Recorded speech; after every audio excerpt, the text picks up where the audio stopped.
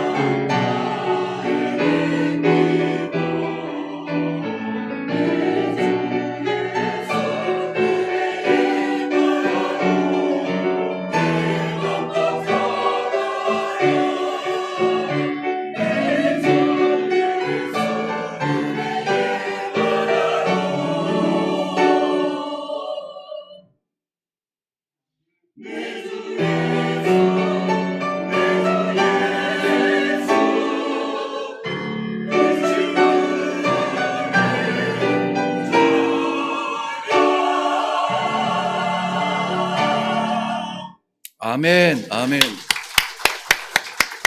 아멘, 아멘. 어제 BTS를 세울 게 아니라 우리 성가대를 세웠어야 돼. 광화문 광장에서 외쳐도 부족하지 않을 그러한 담대함으로 영광으로 찬양을 하는 우리 성가대 너무 귀하고 감사합니다. 네, 정말이에요. 제가 대회는 안 좋아하는데 우리 성가대 뭐 이런 거 대회 없나? 이런 데 한번 나가서 이 찬양은 개인적으로 앵콜을 부르고 싶은 그런 찬양이었습니다. 너무 감사합니다. 우리 함께 기도하고 말씀 받도록 하겠습니다. 살아계신 아버지, 은혜를 감사합니다. 이 자리가 우리의 언덕을 떠나 주의 은혜의 바다로 뛰어들 수 있는 시간이 되게 하여 주시옵시고, 막막한 자리에서 머뭇거리고 있는 성도들이 있거든 이 자리에서 하나님 부르시는 말씀의 길을 따라서 나아갈 때에 우리 하나님께서 열어주시는 하늘의 길이 활짝 열리는 그러한 귀한 시간 되도록 축복하여 주시옵소서. 부족하고 어린 종을 세우셨으니 하나님의 은혜로 덮어주셔서 오로지 하나님의 약속의 말씀만 선포될 수 있도록 은혜를 또한 베풀어 주옵소서. 감사드립니다. 예수님의 이름으로 기도하옵나이다. 아멘. 오늘 말씀의 제목은 영광을 얻을 때입니다. 영광을 얻을 때.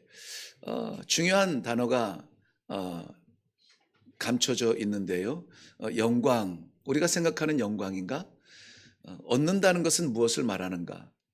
또 그 때는 누가 정하는 것인가? 오늘 우리가 철저하게 고백한 대로 내 자리가 아니라 주의 말씀의 자리에 있다면 하나님께서 말씀하여 주시는 그 영광을 얻을 때, 바로 이 자리가 되기를 먼저 주님의 이름으로 축원합니다. 예수님께서 말씀하여 주시는 그때를 말하고 있는데요. 이 영광은 우리가 생각하는 영광하고는 조금 다를 수가 있습니다. 일부 예배 때 갑자기 제가 고백은 아니고요. 좀 영광에 대한 오해를 잠깐 나눈 적이 있는데요. 저희 처가댁이 강원도 영월에 있습니다. 가끔 짬이 나면은 가서 어머니를 뵈러 가는데요. 거의 집에 도달할 때쯤 되니까는 강원도 영월군 수주면 금마일인가요? 그쪽 거의 다 가서 꼬불꼬불 이제 계곡을 지나가게 되는데요. 거기 갑자기 이렇게 큼지막한 바위가 우리 문짝만한 바위가 이렇게 있어요. 근데 거기에다가 국회의원 땡땡땡 지묘 이렇게 되어 있습니다. 그러니까는 미련한 저도 추측이 되더라고요. 저 국회의원이 이 마을 사람이구나. 그러니까는 이 마을 사람 그냥 저는 어머니 때문에 가는데 지나가는 사람 누구라도 이 국회의원을 좀 기억했으면 좋겠다. 전 모르는 분이에요.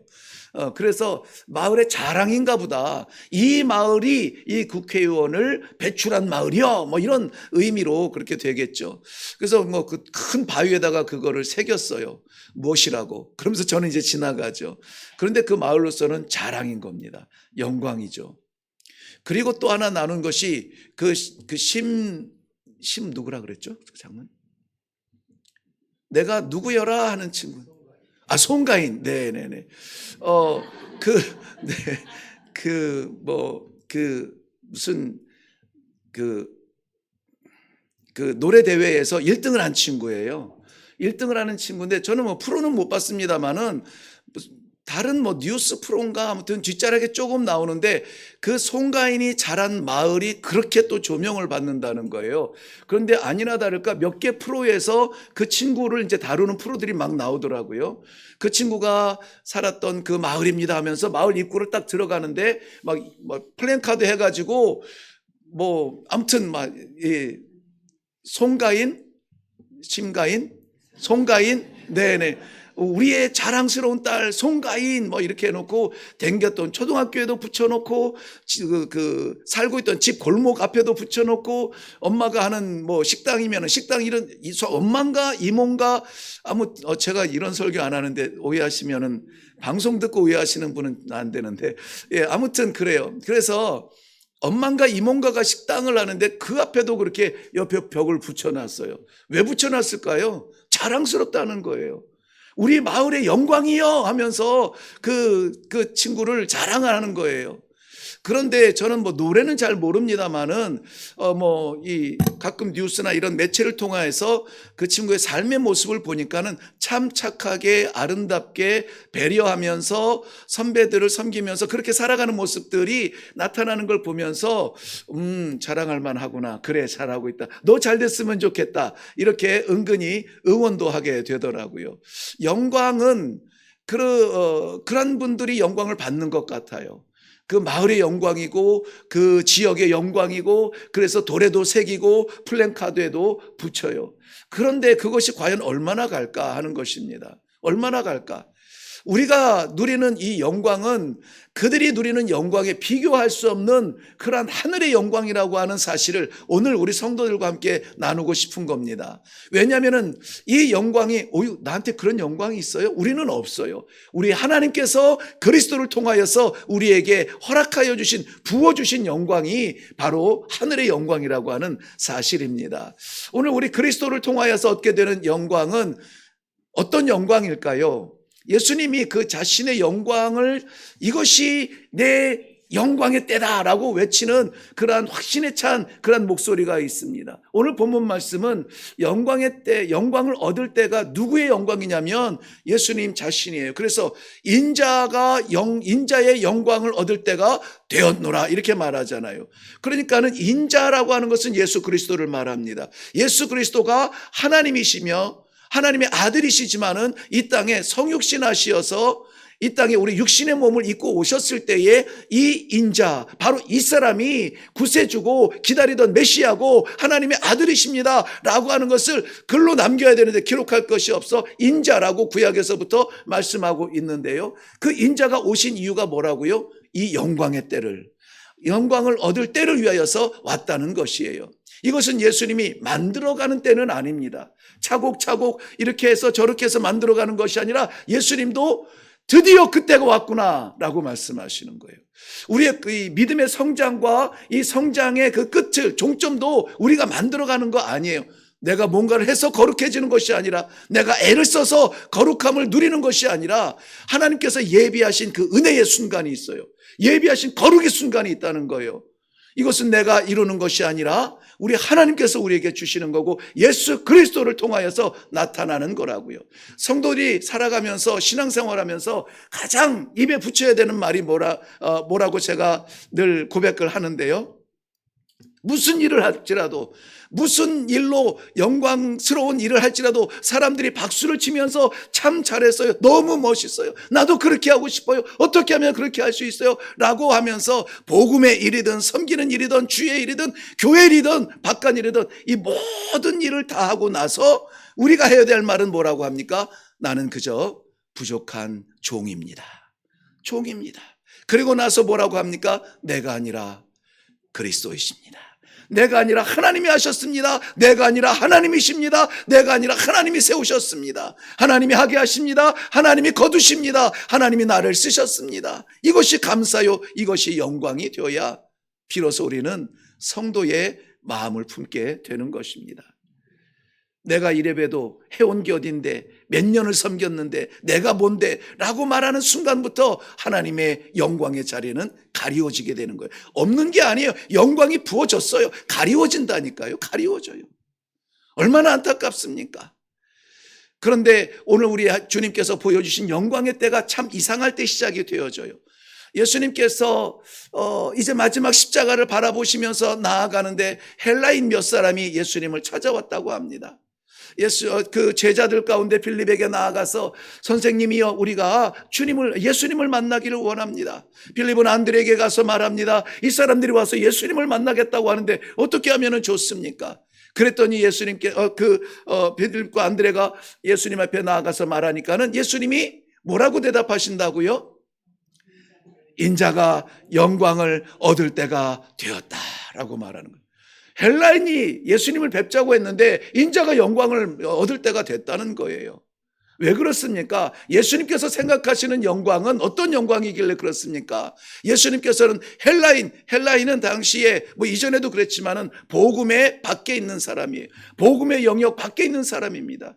뭐 구약에서부터 이미 많은 이방인들이 유대인 안에 들어와서 유대인들이 섬기는 창조주 하나님을 같이 예배하며 제사를 드렸지만은, 그러나 보편적으로 문이 확 열리는 시대가 이제 시작이 되는 거예요. 이 복음이, 예수님께서 성육신으로 오셔서 하나님의 나라를 선포하는 이 복음이 드디어 이제는 선포가 되는 때가 되었다라고 하시면서, 이 복음을 찾아온 이 헬라인들을 바라보며, 이것 때문에 내가 온 것이지, 이것 때문에 하나님께서 나를 보내신 것이지, 이것 때문에 하나님께서 나를 저 십자가를 향하여서 갈 수 있도록 허락하여 주신 것이지, 하나님의 영광이 이 땅에 나타나는 것처럼 예수 그리스도의 영광을 얻을 때가 되었다라고 말씀하고 있는 겁니다. 다시 말씀드리면, 예수님의 영광은 자신이 존귀함을 받는 때가 아니에요. 그 자신이 존귀함을 받을 때가 예수님의 영광이라면은 오병이어로 5천 명을, 근 2만 명이 넘는 그러한 사람들을 먹이셨을 때에 백성들은 즉각적으로 깨달았죠. 이분이야말로 우리 배를 채워줄 사람이다. 우리의 왕이 되어 주소서, 우리의 주가 되어 주소서 할 때 어떻게 했습니까? 예수님께서는 오히려 화들짝 놀라가지고 그 무리로부터 제자들을 분리시키고 제자들을 건너 보내십니다. 어디로? 갈릴리 호수 건너편으로 보내시는 거예요. 물을 건너는 것은 다른 세계를 의미하는데, 꼭 그렇게 굳이 해석하지 않더라도 어쨌든지 함께 할 수 없는 자리로 멀 건너편으로 보내십니다. 그리고 나서 이 왕으로 삼으시려 하는 그 많은 백성들을 흩어보내시죠. 기적의 떡을 먹고 기적의 물고기를 먹었으니 얼마나 놀랐겠습니까? 그런데 그들을 다 흩어버리시는 거예요. 그리고는 홀로 고독하게 산으로 올라가서 기도하십니다. 영광의 자리가 기도의 자리로 바뀌는 것이죠. 저는 한번 추측을 해봤습니다. 지난 금요일에 이 본문으로 말씀을 놓고 기도했는데요, 그 산에 홀로 올라가셔서 환호하는 백성들을 뒤로하고 당신을 왕으로 삼겠다고 막 영광의 그 이름으로 부르면서 달려드는 그 백성들을 다 쫓아보내시고 홀로 산에 올라가셔서 도대체 무슨 기도를 하셨을까? 예수님은 무슨 기도를 하셨을까? 성경은 침묵하지만은, 제가 만약에 예수님이라면은, 만약에 저에게 그 산에 올라가 기도하게 하시는 그 자리라면은 저는 이렇게 기도했을 것 같아요. 하나님, 이 유혹을 이기게 해 주옵소서. 사람들로 인하여서 인정받고 박수받는 이 자리, 이 환호의 자리에 내가 취하지 않게 해 주옵소서. 사람의 손 붙잡지 않게 하옵소서. 사람의 소리에 만족하지 않게 하여 주옵소서. 마지막 순간까지 아버지의 뜻을 이루는 그 길을 걷게 하여 주시옵소서. 결단하며 기도하지 않았을까요? 그런데 지금은 오히려 우리 주님께서 영광을 얻을 때가 되었도다. 헬라인, 복음 밖에 있는 사람들, 그 사람들이 오히려 찾아와서 예수님을 만나기 원하는데, 예수님을 만나면 저들이 무엇을 할까요? 복음을 구하며 예수님이 줄 수 있는 것은 복음밖에 없습니다. 그러므로 예수님께서 이 영광을 얻는 이때는 복음이 선포되어지는 자리, 복음이 선포되어질 뿐만이 아니라 상관없다고 여겨지는 저 이방인들에게, 상관없다고 여겨지는 저 알지도 못하는 영혼들에게 선포되는 이 순간이야말로 예수님이 그 보좌를 포기하고 이 땅에 오신 영광스러운 때가 되었다는 것입니다. 예수님이 만들어간 것이 아니라고 했어요. 하나님이 작정하신 거예요. 하나님께서 작정하셨으므로 그 영광의 때가 되었다는 것입니다. 우리 주님께서는 감격스러운 순간이 되는 것입니다. 사랑하는 성도 여러분, 우리가 생각하는 영광은 무엇입니까? 성공하여서 많은 사람들이 알아봐주고 많은 사람들이 기억해주고 대단합니다, 잘하셨습니다, 정말 놀라운 일을 하셨습니다, 그렇게 세상으로부터 인정받는 시간이 아니라 하나님의 때가 맞추어지는 시간이죠. 하나님의 때에 내가 쓰임받는 것입니다. 하나님께서 부르신 그 자리에 내가 있는 것입니다. 헬라인들이 찾아왔습니다. 예수님께서 외면하지 아니하시는 그때인 것입니다. 온 세상에 확장되어질 복음을 바라보시면서 예수님은 영광의 때라고 말합니다. 아마도 오늘 이 시간이 하나님께서 작정하신 사랑하는 성도 여러분들의 영광을 얻을 때가 되기를 주님의 이름으로 축원합니다. 그 영광 누리고 싶죠? 그 영광 하나님께서 그래 바로 지금이야, 이때를 위하여 너를 세웠노라, 이때를 위하여 내가 너를 불렀노라, 하나님께서 맞추신 그 때가 지금 이때가 된다면 얼마나 감격스러울까요? 아이고 나는 아직 준비 안 됐어요, 조금 더 준비하고 올게요 하고 숨어 있을 것이 아니라 하나님께서 내 연약한 나에게 불러주시어서 그의 의로우신 오른손에 붙잡힌 바 되어서 마음대로 나를 휘둘러 사용하여 주시옵소서. 십자가인들 내가 마다하겠습니까? 달려가겠나이다. 우리 하나님께서 작정하신 때라면 내 때를 포기하겠습니다. 내 자리 벗어나겠습니다. 떠나겠습니다. 아버지의 부르시는 현장으로 나아가기를 원합니다. 순종하는 우리 성도님들 되시기를 바랍니다. 그런데 그 영광의 때라고 하는 것이 참 이해하기 어려운 자리에서 시작이 되어져요.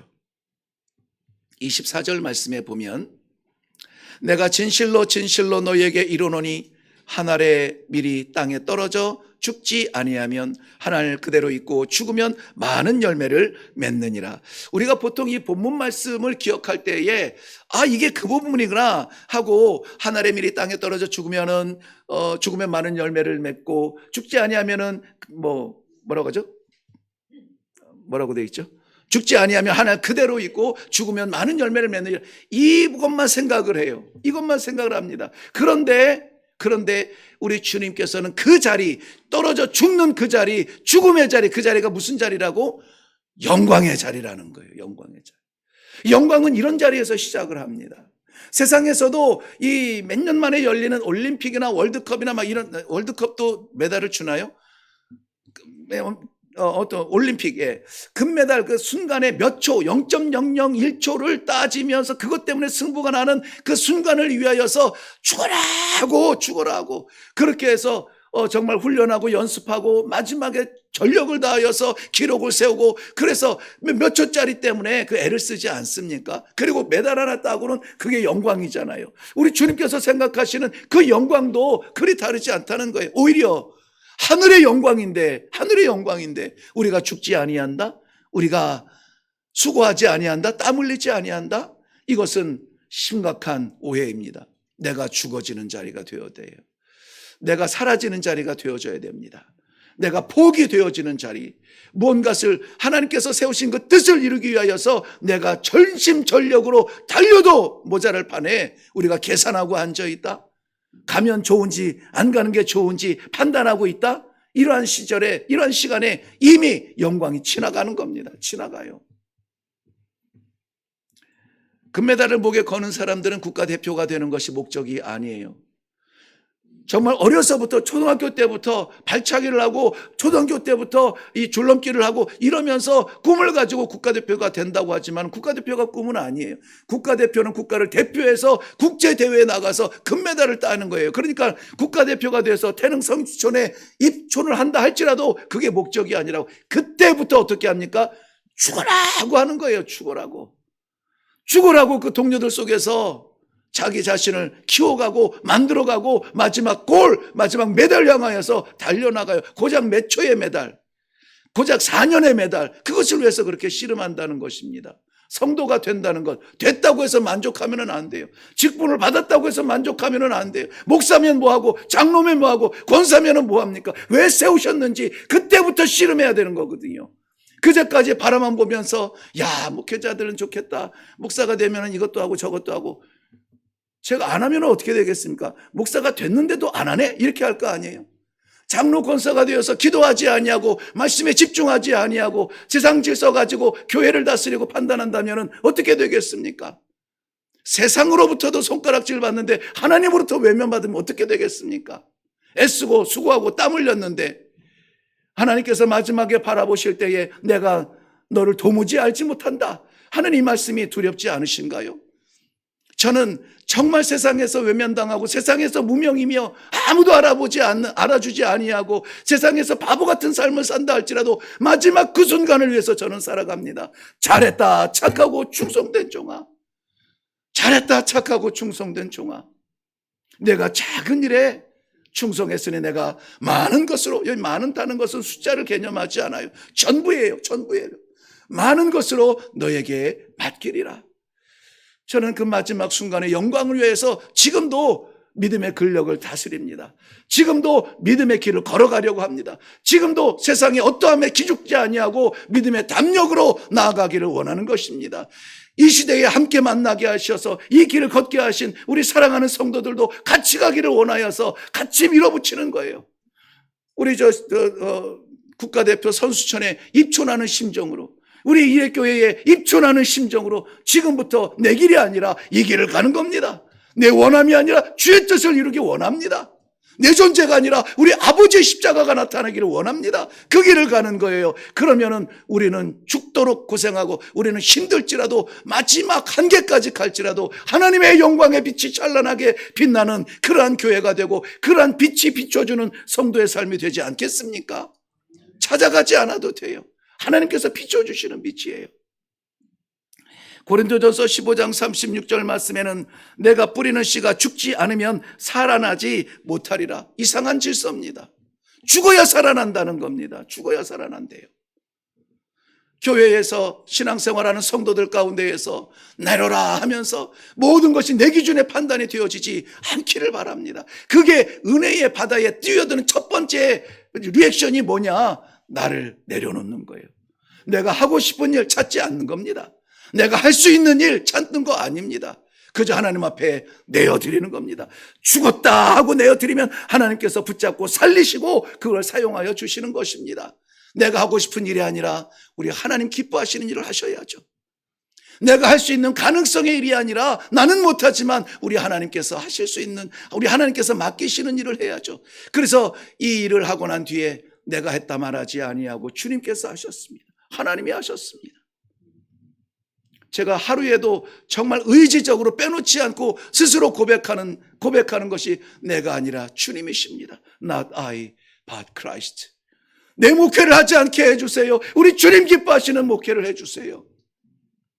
내가 하고 싶은 일을 하지 않게 해주세요. 하나님이 기뻐하시는 일에 쓰임받게 해주세요. 이런 것이 저와 여러분의 차이가 없기를 바랍니다. 목사님 저도요. 목사님 저도요. 하나가 될 때 하나님의 기쁨이 우리 가운데 나타날 수 있기를 바랍니다. 이것이 영광의 시작인 것입니다. 이 영광을 우리에게 이미 허락하셨는데요, 우리가 그것을 누리지 못합니다. 왜 그렇습니까? 눈에 보이는 내 것 때문에 그렇죠. 오늘 25절 말씀에 보면은 자기 생명을 사랑하는 자는 잃어버릴 것이요 이 세상에서 자기의 생명을 미워하는 자는 영생하도록 보전하리라. 이것도 이해가 되지 않아요. 자기 생명을 사랑하고 내 것을 지키고 내 자존심을 지키고 내 이름을 지키고 막 이러면 지켜질 것 같은데 그것이 지켜져 봤자 어디에 새겨져요? 돌짝에 새겨지는 거예요. 국회의원 아무개 돌짝에 새겨집니다. 어느 날 사라질 것들이고 묻혀질 것들입니다.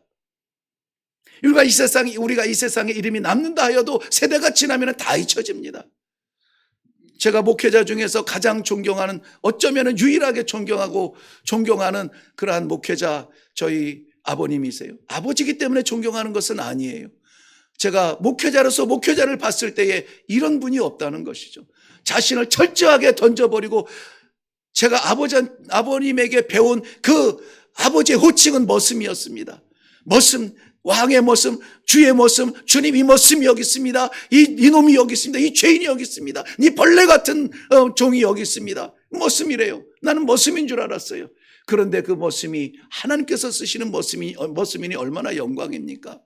그로부터 인하여서 마지막 숨을 거두는 순간까지, 마지막 이 맥박 뛰는 설교를 하시는 것까지 모든 그의 생애가 정말 머슴처럼 살아왔던 그 삶이었습니다. 자신이 아무것도 아닌 존재가 되기를 원하였어요. 세상에서는 이름 낼 만한데 이름 내지 아니하고 10만 원 넘지 아니하는 양복으로 평생을 버티셨던 그런 분이셨던, 흉내낼 수 없는 그러한 씨름이 그에게는 있었습니다. 철저하게 자신이 아니라 하나님께서 쓰시는 것이 감사해서, 감격해서. 이거 비밀인데요. 저희 그 아버님의 그 어렸을 때 아호 이름이 칠성이었대요. 칠성. 느낌이 팍 오시죠? 예. 이 어깨 등 뒤에 별이 7개 북두칠성 벽이 있었어요. 영험하지 않습니까? 네. 뭔가 이 시대에 뭔가 그래서 칠성이라 이름을 붙였대요. 세상의 영광, 시대의 영웅이 되는 것을 포기하셨습니다. 그리고는 이름을 주영, 주님께 영광, 주님만 영광, 주의 영광을 위해서 살아가는 삶으로 이자, 주자, 영자로 바뀌었어요. 우리의 삶의 자리가 내 자리가 아니라 주님의 자리가 되기를 바랍니다.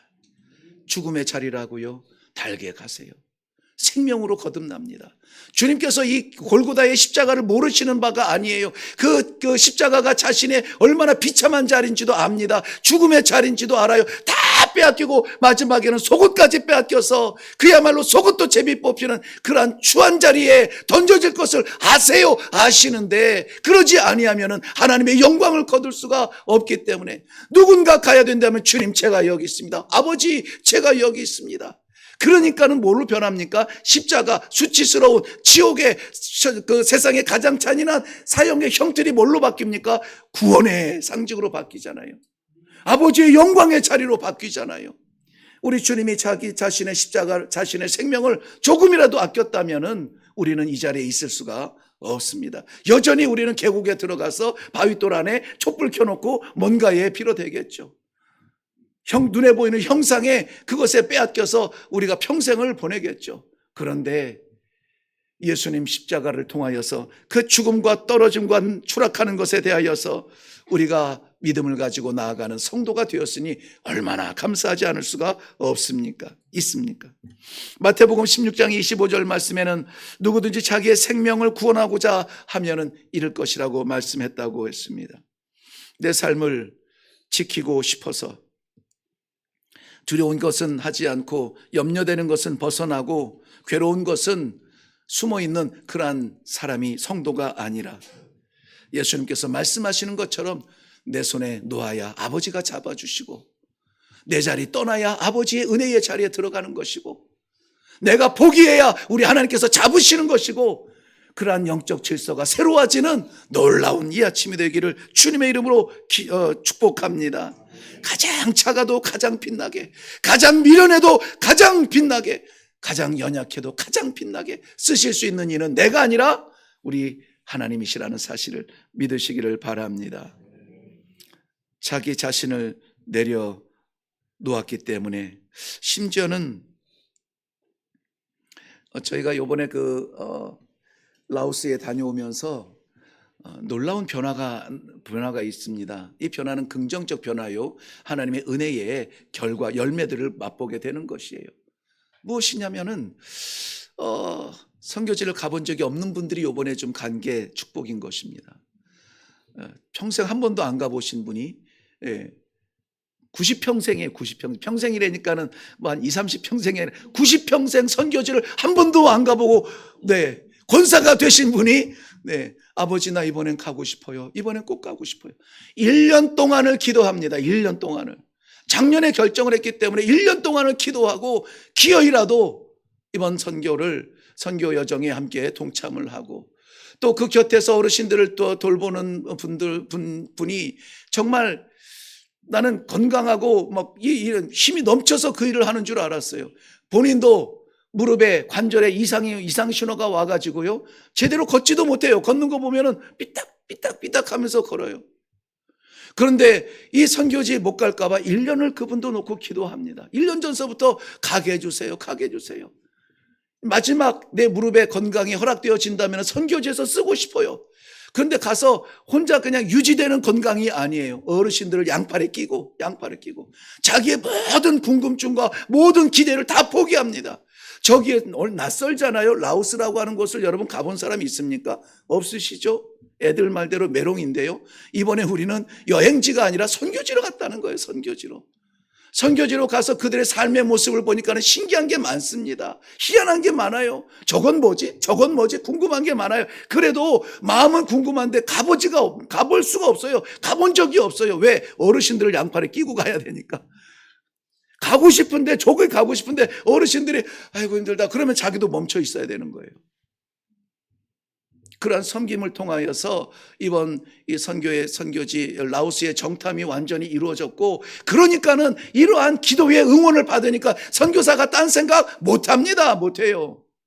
메콩강 보니까는 물이 맑지도 않습니다. 흙물이에요, 흙물. 메콩강에 하나님께서 우리를 세상으로부터 분리시키시고 거기에 온전하게 하나님의 새로운 파송 예배를 드리게 하시는데요, 메콩강에 흐르는 도도한 물결이 아니라 이 물결이 닿는 가장 마지막 자리, 아무도 볼 수 없는 그 자리, 미지의 세계, 거기에서라도 가서 복음을 전하겠다고 선교사가 스스로 헌신하며 자신의 삶을 내려놓는 거예요. 이게 하나님의 영광이 아니고 무엇입니까?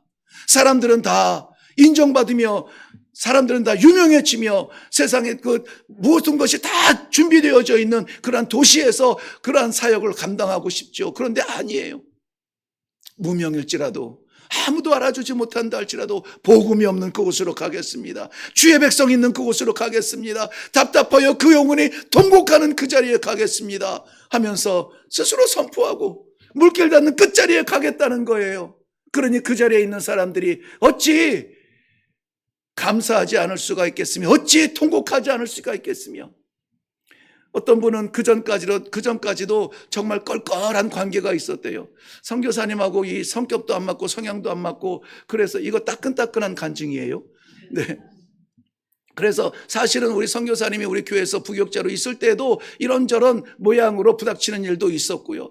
그래서 갈까 말까 하는데, 아니 목사님이 와서 교회 오자마자 선교적 교회 외치면서 7년 8년을 외쳤는데, 한번 선교라는 게 뭔지 한번 구경이라도 해보자 하는 심정으로 갔는데, 또 그게 껄끄러운 선교사님한테 간다니 이거 갈까 말까 시험이 드는데도 불구하고 아버지께서 주시는 마음에 순종해서 갔어요.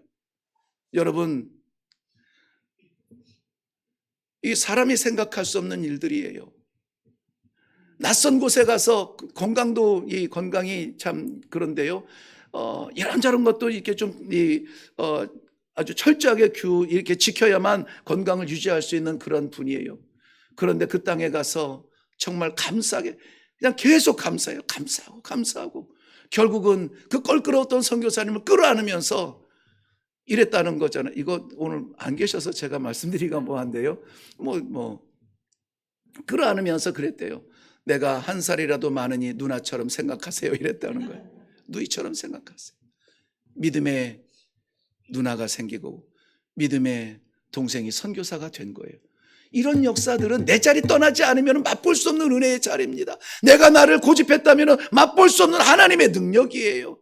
내 성향은 도저히 못합니다. 내 성격은 도저히 안 해요. 나는 칼 같은 사람이에요. 그런데 하나님께서 나를 녹여주시고 말씀으로 내 칼 같은 골수, 심령, 뼈까지 찔러 쪼개어서 아무것도 아닌 존재로 나를 벌려놓으시고 하나님이 마음대로 쓰시는 이 순간이 저는 너무나 감사합니다. 그 길을 우리는 함께 가자고 이 말씀을 받는 거예요. 제 원함이 아니라 우리 주님의 원함이에요. 우리 26절 한번 말씀을 보시고 결론을 내리려고 합니다. 사람이 나를 섬기려면 나를 따르라. 나 있는 곳에 나를 섬기는 자도 거기 있으리니 사람이 나를 섬기면 내 아버지께서 그를 귀히 여겨 주시리라. 아멘. 사람이 나를 섬기려면 나를 따르라. 여기 나가 누구예요? 예수님이에요. 예수님 가신 그곳 천국만 바라보지 마시고 천국의 문을 활짝 열고 들어가시기 위하여서 짊어지셨던 십자가의 길도 따라가셔야 됩니다. 사람이 나를 따르려거든 사람이 나를 사랑하면 자기 십자가를 지고 나를 따라와야 할 것이니라. 섬김은 감정이 아닙니다. 섬김은 오늘 이 시간에 그렇다면 나도 가겠습니다. 그렇다면 나도 잡겠습니다. 그렇다면 나도 그 나라를 꿈꾸겠습니다. 결단하는 시간인 것입니다. 나를 섬기면 내 아버지께서 그를 귀히 여겨 주시리라. 우리 주님께서는 찾아온 몇몇의 헬라인을 바라보며 드디어 드디어 영광을 얻을 때가 왔구나 직감했던 것입니다. 저는 지금도 직감합니다. 이 말씀을 받으면서 얼마나 우리 성도들 마음속에 갈등이 일어날까? 얼마나 갈등이 일어날까? 도대체 이만큼 했는데 뭘 또 더 하라는 말씀이셔. 내가 아니라니까요. 하나님의 말씀이라고요. 저 세상을 나아가면 또 적당하게 맞추고 살고 일주일 만에 한 번 와서 또 이렇게 얼굴 비치면 되지 또 뭘 요구하시는 거야.가 아니라 순간순간 한 걸음을 걸어도 주와 함께 걷기를 원하며 하루를 살아도 주를 위한 생명이 되기를 원합니다. 이런 결단과 드림이 이 자리에 있을 때에 우리의 나머지 삶은 영광이 되는 것입니다. 죽음 같은 계곡에서도 찬송할 수 있으며 하나님께서 나를 가장 낮추시는 마지막 바닥의 자리에서 십자가가 세워지는 놀라운 영광의 자리가 될 줄로 믿습니다. 우리의 희생은 잊혀지지 않습니다. 우리 하나님 앞에 하나님의 영원한 생명책에 기록되어지는 영광의 이름이 될 줄로 믿습니다. 십자가로 가시기를 바랍니다. 영광의 때가 이르렀으니 도망하지 않기를 바랍니다. 결론의 말씀처럼 우리 모두 다가 떨어지는 하늘의 미랄이 되어서 내가 죽고 내 적성도 내 심성도 내 직성도 다 죽고 내 성격도 죽고 우리 하나님 아버지의 복음만 살아나서 그것이 30배 60배 100배의 열매를 맺을 수 있는 그러한 3월 마지막 시간들 4월달이 될 수 있기를 바랍니다. 기도하겠습니다. 내가 내 삶을 주장하지 아니하고 아버지께 내어 드립니다. 주님 말씀하시고 인도하시는 길에 순종하며 나아가기를 원합니다. 내 눈을 가리워 아버지의 눈을 열게 하여 주옵소서. 내 생각을 가리워 아버지의 뜻이 나타나게 하여 주시옵소서. 십자가를 향한 죽음의 길이야말로 생명길이며 영원한 길이며 하나님의 영광의 길이라는 것을 깨달아 알아 오늘도 그 길을 향하여서 우리 모든 성도들이 함께 나아갈 수 있는 축복 있게 하여 주시옵소서. 감사드리며 예수님의 이름으로 기도하옵나이다. 아멘. 아멘.